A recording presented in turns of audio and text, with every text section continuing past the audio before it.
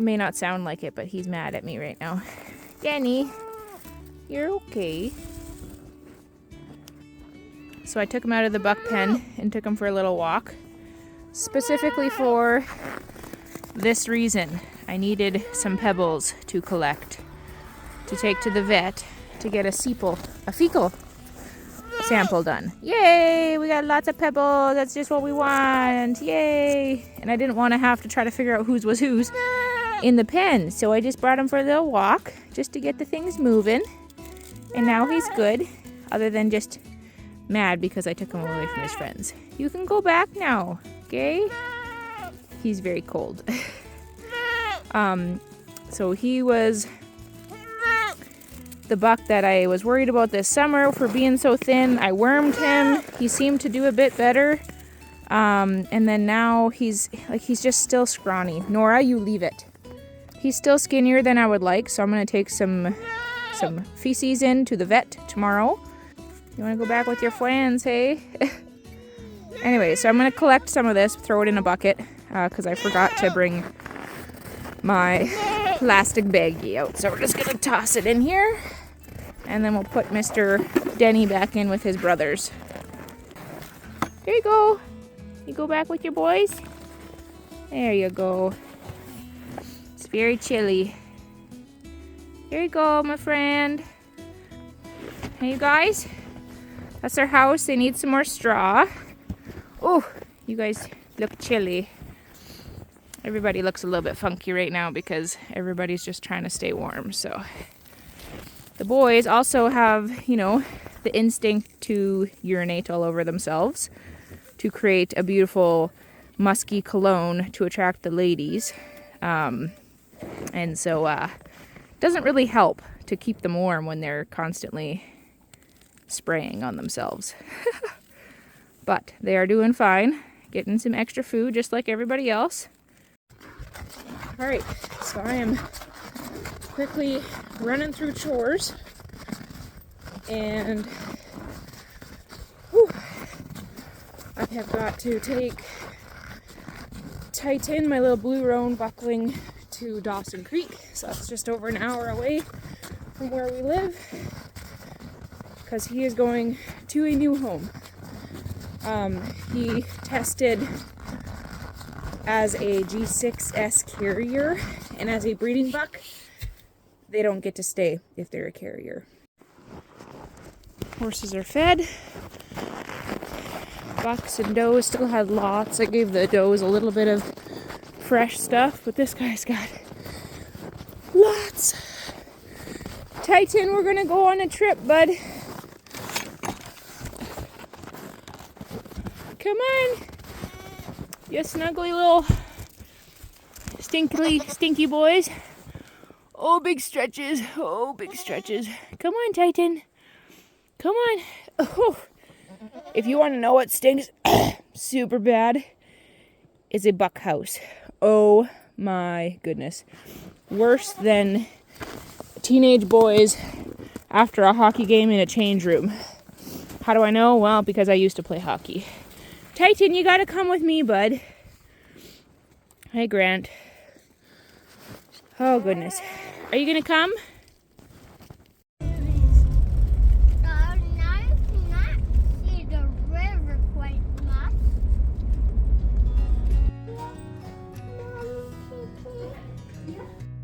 Some people may be kind of confused as to why I would not keep Titan as a breeding buck. And, well, for example, the cash that I'm holding, I only got $250 for him, because G6-S carrier animals, unless they are like top of the line and worth the extra headache of all of the DNA tests you have to do, it's just not worth it to keep them around, because their offspring is worth less, because up to 50% of his offspring could also be G6-S carriers. And so I sold him to a farm that was breeding mostly boar crosses, and so he will work out perfectly for their program to bring in some better dairy genetics. But still, this buck should have been worth about $700 or $800, and the max I could get for him was $250. So for my breeding program to move forward in the direction I want to go, I have to be extremely strict in which animals stay and which animals go, or in this case, goats. I have to be strict, otherwise I'm going to end up keeping animals that are not the best genetic quality for the betterment of the Nubian breed. And so that is kind of the reason behind my choice to cull him, essentially, where I sold him to somebody else. I was completely upfront and honest about the DNA testing, as well as the fact that he was a G6-S carrier. I made sure that that was very, very clear to them, and they assessed the risk and they wanted to take that risk on and hopefully end up improving the dairy genetics in their meat goat herd. Thankfully, nothing crazy was found in my buck Denny's fecal sample. They recommended that I deworm him with Ivamec just because of what they found in his fecal sample. But he does not have coccidiosis, so that was one of the big ones that I was concerned about. This has had me running around for like 15 minutes. The vet recommended going ahead and deworming for sure the bucks that are sharing a pen with Denny, as well as deworming the does on top of that. And while I was at the vet clinic, I finally picked up some antibiotics and anti-inflammatories in preparation for kidding season. Just in case there's a traumatic delivery or if I am dealing with infections of any kind, those are some basics to have on hand. So on top of the fecal float and the ivermectin, the antibiotics and anti-inflammatories, that's what my vet bill came to. This is what I love. It's being able to call horses and have them come. Yes, I am also shaking a bucket of grain, but it sure helps to not have to hoof it all over the pasture trying to find them. Hi, you guys! Come on! Oh, you're so pretty! You look so good! Come running! There you are. Hello! You ready to come home? You gonna come home? Yay! Alright, well, I've got everybody caught. Miss Breeze and Jezzy. And finally, Mr. Duke. Don't let the purple halter fool ya. He's got the biggest face out of everybody, so he gets the biggest halter. And it happens to be purple. You gave me a bit of grief, huh? Not too bad. You ready to go home? Their ribs are just starting to become a little bit visible. And so the first chance I had to get them home today, because it's warmed up a little bit, and we are going to haul them home.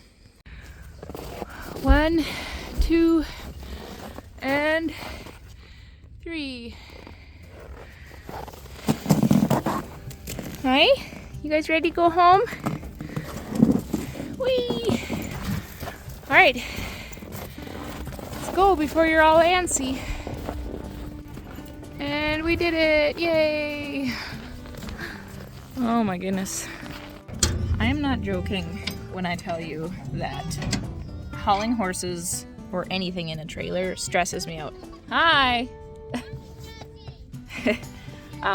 Hauling horses in a trailer when the conditions are not ideal, like a bit of slick roads in places, a bit of snow-covered roads, doubly stresses me out. So I'm thankful and praising Jesus that we made it home. Super fun. Lead 3 horses that are excited all at the same time. It's fine.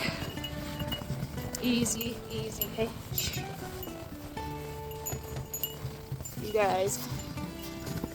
Oh, you found the hay bale, huh? Yum, yum, yum. What do you guys think? What do you guys think?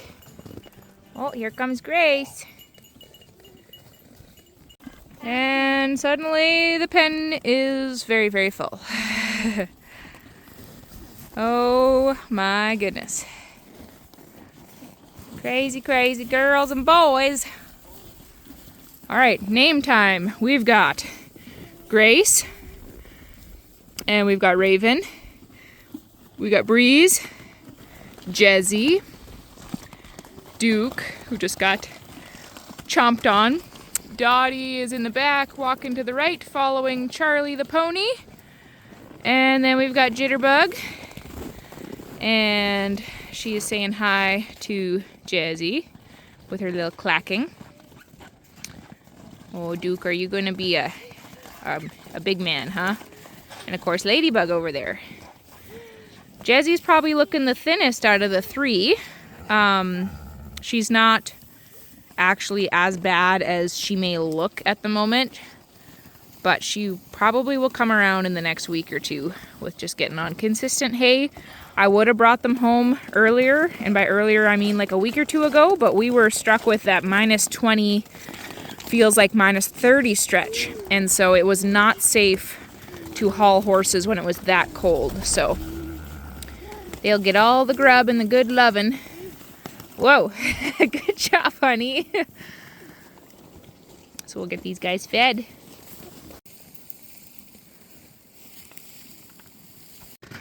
Such a crazy day. It's 20 to 5. I've got to go inside, make supper, and I teach piano lessons tonight. Those horses will get settled. They just kind of got a snackish type of meal right now, and then later on this evening, I'll feed them a full meal again. Make sure everybody's settled in okay.